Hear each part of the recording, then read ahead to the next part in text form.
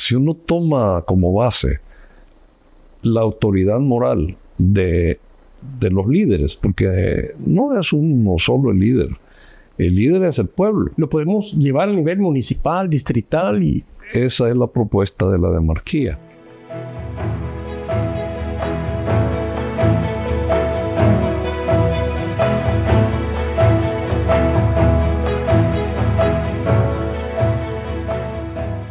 Continuamos en su programa De Cerca de ITV, el primer medio de comunicación para salvadoreños en el mundo. Ahora en este bloque vamos a hablar lo que teníamos pendiente y es sobre la demarquía humanista. Bueno, la democracia capitalista, dice usted, está en problemas, por lo que se propone la demarquía humanista, que es otra forma de ejercer el poder popular.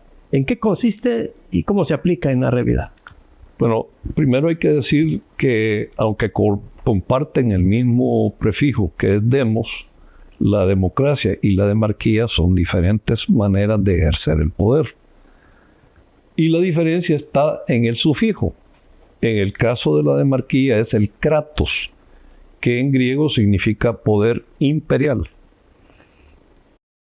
Y en la demarquía es un término que se llama arhein, en griego, que significa autoridad moral, lo cual tiene que ver con su pregunta anterior de que si esto es un régimen autoritario, a lo cual yo contesto que la autoridad es necesaria, pero tiene que ser de origen moral, porque si es de la fuerza bruta, deja de ser.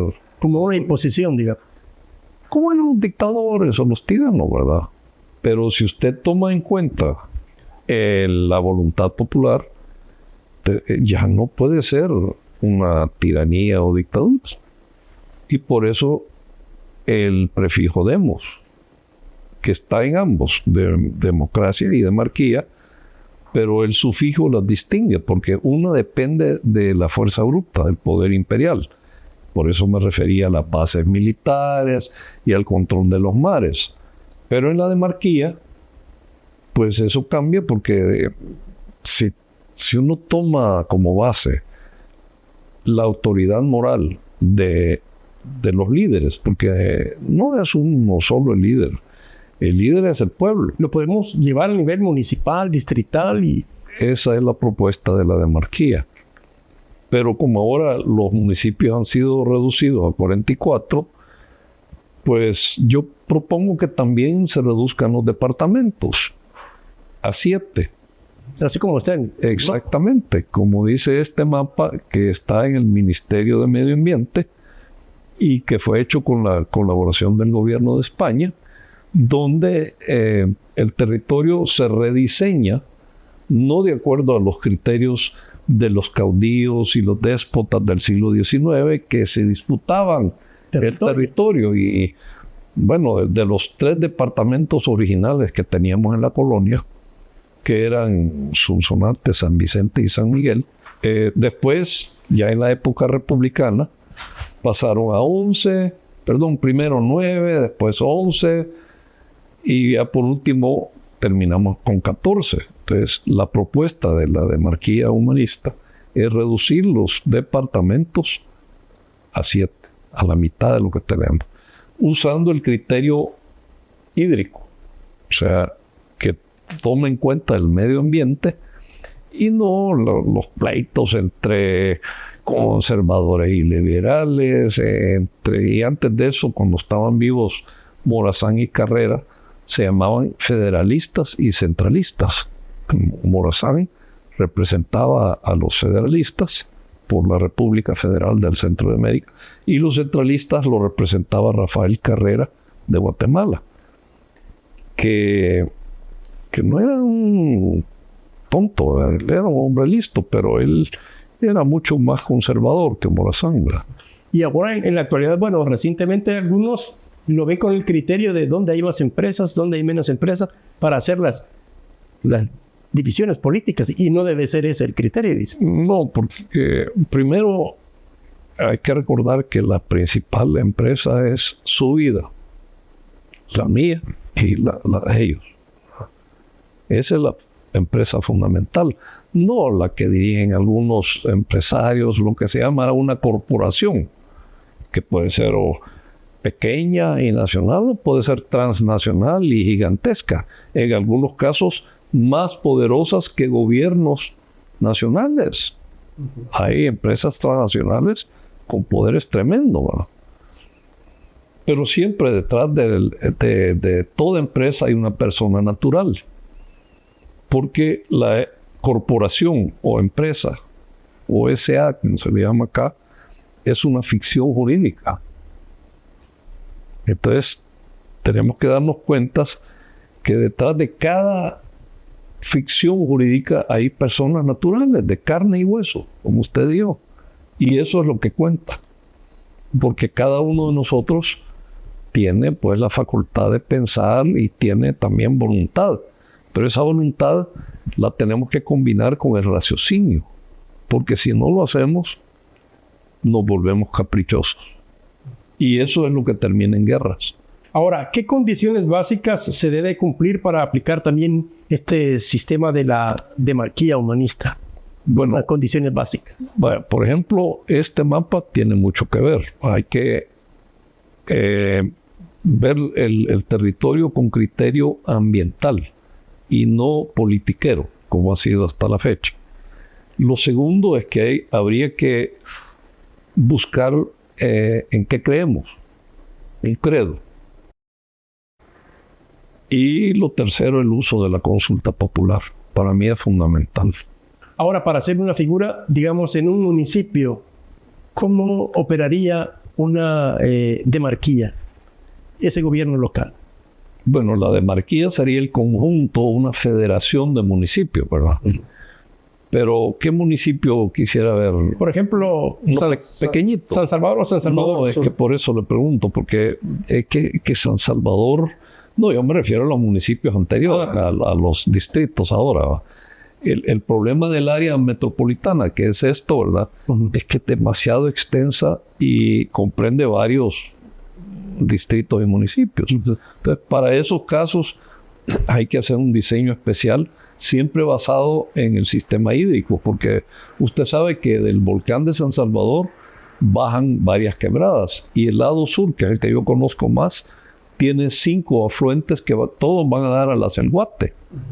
Y que la Celguate al final termina contaminando allá el Cerrón Grande, pues el embalse de Suchitlán. Entonces, para esos casos, que yo diría también Santana y San Miguel, son casos especiales. Pero siempre hay que tomar en cuenta 2 criterios. Uno, la población, de acuerdo al nuevo censo que ya viene. Y lo otro son las cuencas y subcuencas hidrográficas.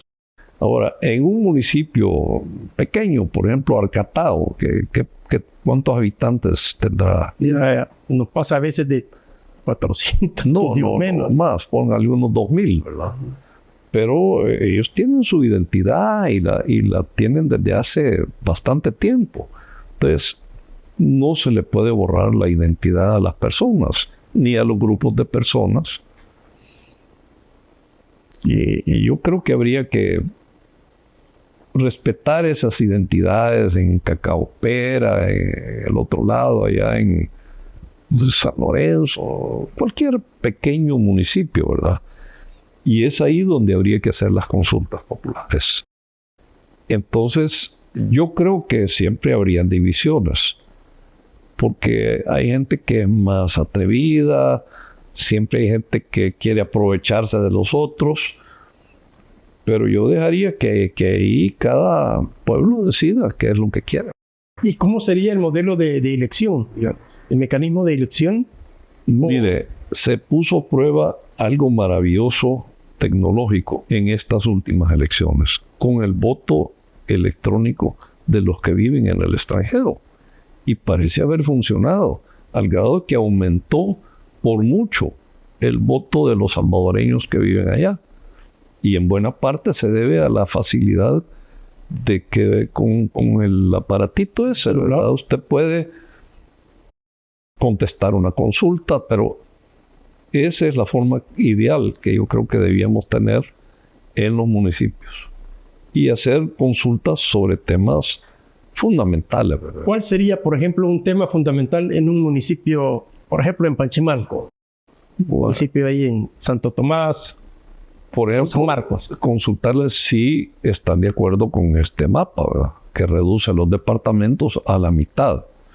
Luego habría que consultarles sobre el nuevo credo, porque usted sabe que las constituciones tienen dos caras, que los políticos y los abogados dicen que una se llama la dogmática y otra se llama la orgánica. Entonces, para mí, la dogmática tiene mucha más importancia que la orgánica. El dogma quiere decir, doxa en griego quiere decir creencia, dogma. Entonces, la parte dogmática debía decir, bueno, yo creo en esto, como hizo Constantino en el año 325 después de Cristo en Nicea, que convocó a los obispos cristianos, porque había una división entre los que creían en un solo Dios y los que creían en varios dioses. Aquí se van a estar hasta que ustedes decidan cuál es el credo. Y de ahí salió el credo que todavía recitan los cristianos, el credo de Nicea, año 325. Claro, yo pues no estoy muy de acuerdo con eso, porque el resultado del monoteísmo original, que era fundamental para la religión anterior, que era el judaísmo, ahí se convirtió en el monoteísmo trinitario, porque ya no es un Dios, son tres o más. Si usted toma los santos y los beatos, no sé cuántas vírgenes hay, pero algo así tenemos que hacer nosotros, pero no en Nicea, que por cierto no es en Roma, no es en Italia. Nicea es en lo que hoy conocemos como Turquía. Pero ahí se definió ese credo, en Turquía, que hoy es musulmana, ¿va? Pero en esos días no existía el Islam. Entonces, eso tenemos que definirlo en los municipios.